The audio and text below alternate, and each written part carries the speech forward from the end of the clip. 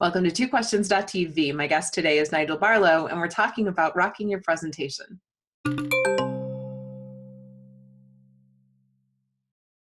Welcome to twoquestions.tv. I'm Susan Baroncini-Moe. Joining me today is Nigel Barlow, who has made a living for many years speaking and consulting with the world's most famous companies. He's also the author of this book, Rock Your Presentation, A New Guide to Speaking with Passion.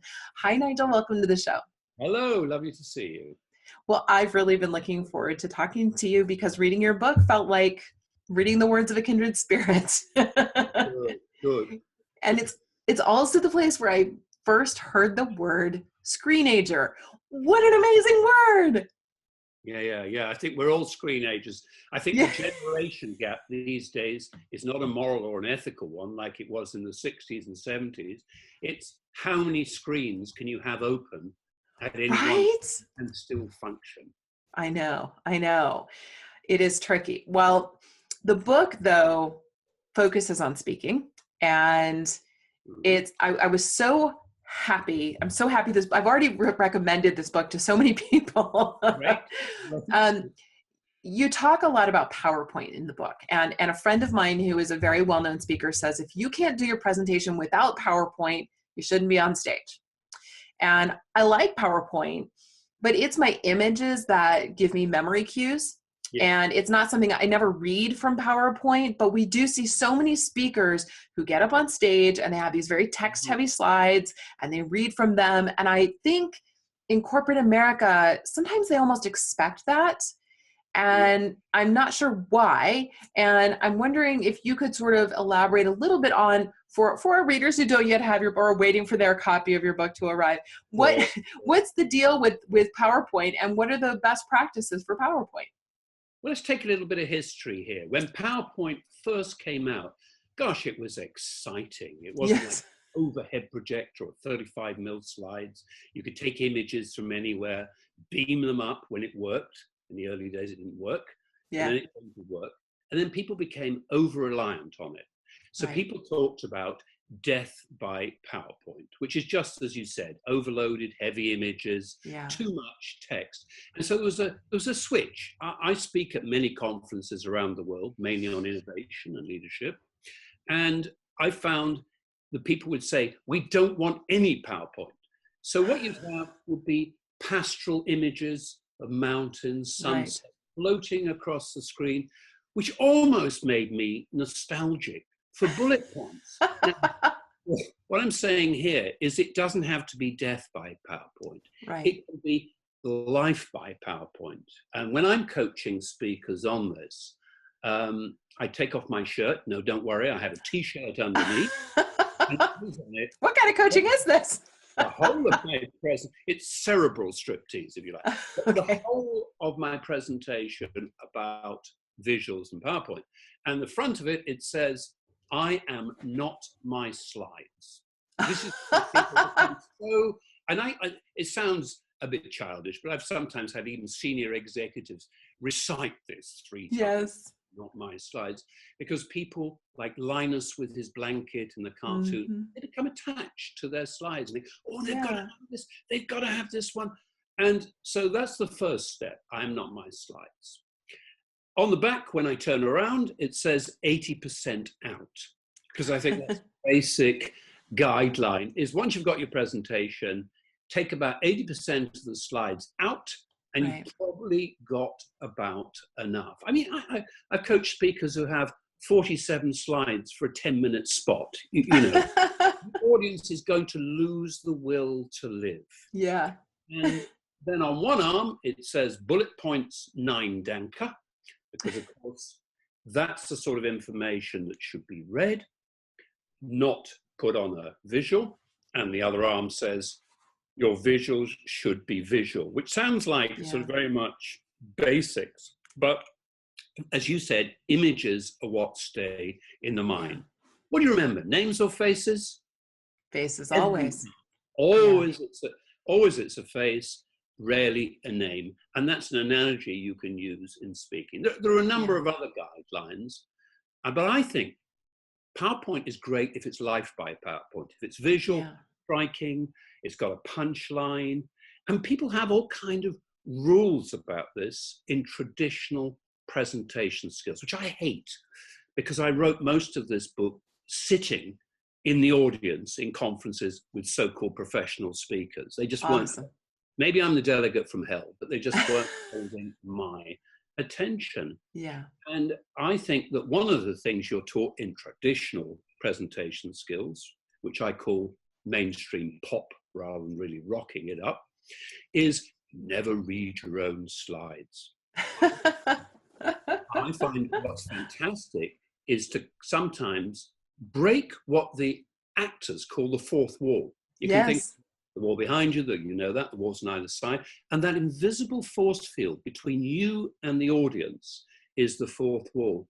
So if one of my visuals has a punchline, an optical illusion, I will sometimes come into the audience and experience it with them. Of course, what I'm saying is you don't bury your head in your own slides. You focus with eye contact on the audience, not look deeply in your notes and lose them. Right, right. But at the same time, most of those rules are there to be broken. Yeah, you know, speaking of that, there are rules, and some of those rules are valid, some are not. I actually have heard some millennial speakers say that they don't really have to do much to improve their speaking style because they want to leave in some of the, you know, the ums and the ah, because they want to be relevant. They want their audience to understand, and they want their audience to feel connected to them. I'm like, oh, no, wait. They can feel connected to you in other ways. I think you're right, but I think you make a good point here about, I talk in the book about use your imperfections. Mm-hmm. In other words, taking the music metaphor, which I use a lot, the idea is some of the best voices are the ones that are not perfect. Yeah. There are some singers who can do 6, 7 octaves or whatever, and yet somehow it isn't human. Human beings are imperfect, asymmetrical. We're eyed or eared or handed. And what they're talking about, I guess, at the highest level, is I want to leave in that humanity and it not be a slick presentation. But I encourage people to do the most horrible thing in the world, which is actually over here and look at themselves presenting. You know, I mean, it's horrible, but the fascination just about outweighs the horror, if you get it right. Yeah. A tick, like an an or that just gets in the way, or you're always putting your hands in your pockets and shuffling coins around. Yes, you can get rid of those. But we can take their idea a bit further. And I talk about the idea of, in music, going unplugged.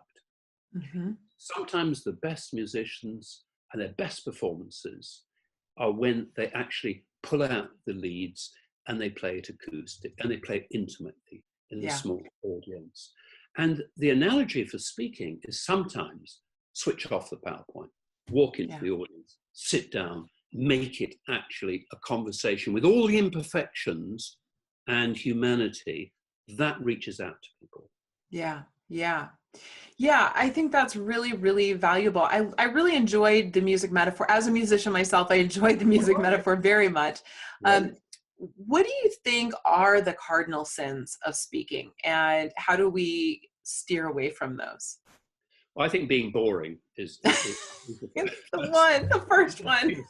What? Boring? No. You know, we're endlessly fascinating to ourselves. But I think that has to be the first sin. The second sin, I guess, is trying to give people too much. Look, we're all slightly attention deficit in this digital world. You know, how many times do people check their cell phones a day? For millennials, you mentioned, it's over 2,000 times. It's shocking. And therefore, you know, how do we stay in the room? So I think the first sin is not to really get the audience's attention. Look, the first thing that the frontal cortex of the brain thinks when it's about to hear a new piece of information is this: do I care? And so, you know, or should I do some text? And I think this is fair enough. This is, if you like, an appropriate response to dull presentation. Doesn't mean it has to be hyperactive, but it does mean that it needs to draw us in. So making people care in the early part, with a striking story, with a metaphor, with a provocative question. Look, the best talk I ever saw on health and safety, the guy started by saying, let me tell you why health and safety is really, really boring. Immediately had people's attention because these were the top people in the field. But of course, what he was going on to say is that is the problem. Because it's boring until there's a terrible accident, we don't consider it. Mm-hmm. So this is analogous to the opening bars in a song. Think of a 3-minute song that you heard years ago, 20 years later, you hear 2 bars and the whole thing comes back to you. So my thinking is if only a presentation, talk, lecture, business pitch could be as riveting, memorable, and emotional as a 3-minute song. So when you pull apart the ingredients that go into that songcraft, you can find out this is more than an analogy.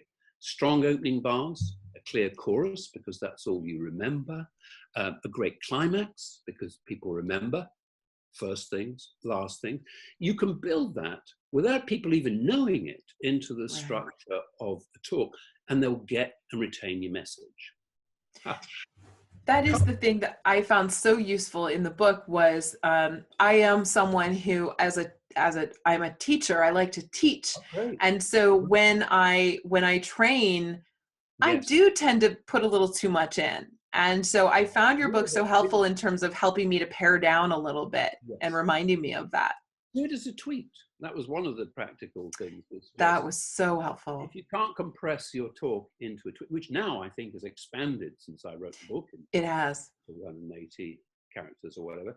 Then that is a fantastically good discipline because your chorus in the talk is probably what's in that tweet. The central message, albeit said differently in the talk, not yeah. But you keep coming back to that because actually that's all they remember.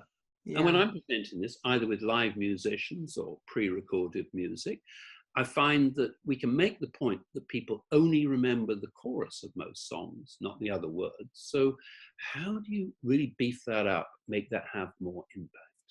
Exactly. Well, and I have to say, it was funny.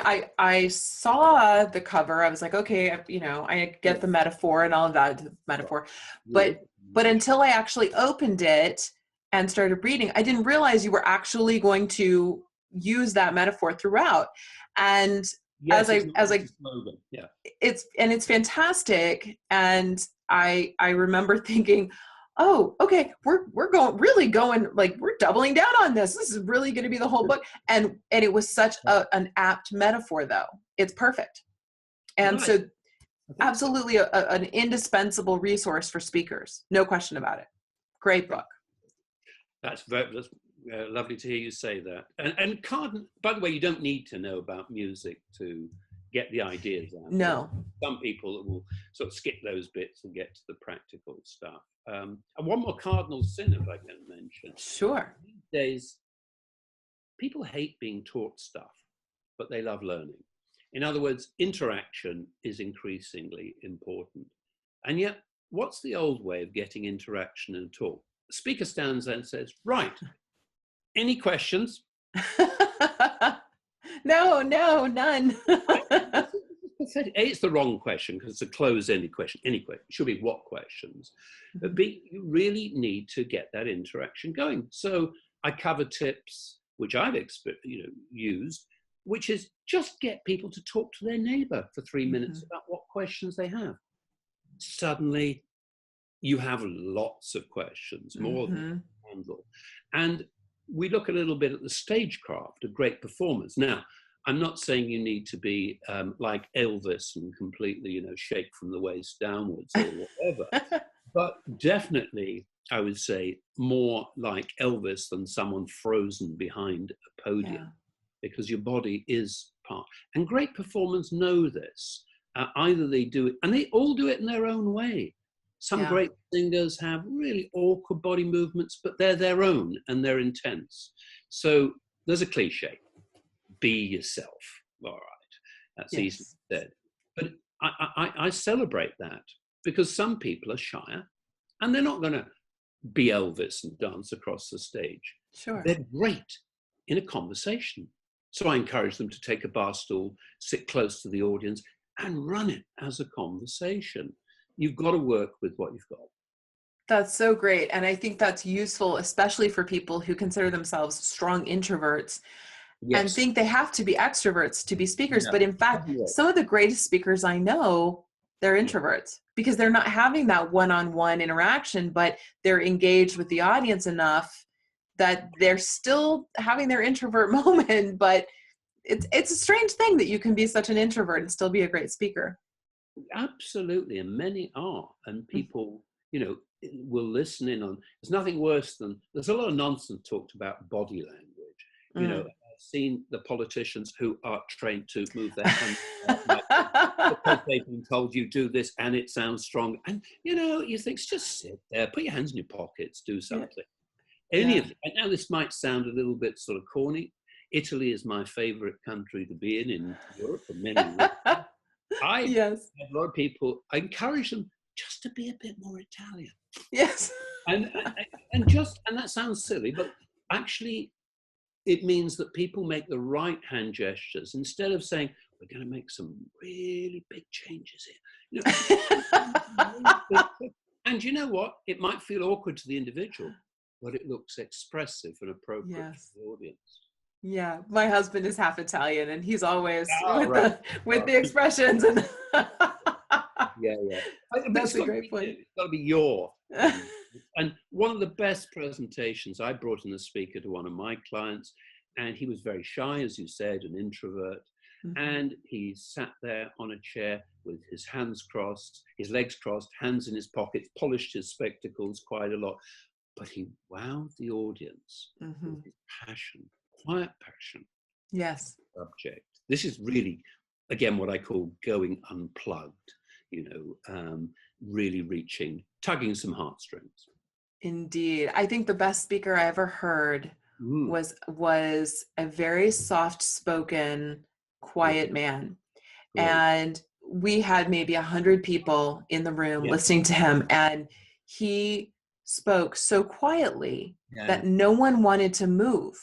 We were all afraid to move because we were afraid we wouldn't hear what he was speaking about was really an important topic. And he was a beautiful writer and was speaking about, at the time he was speaking about apartheid in South Africa.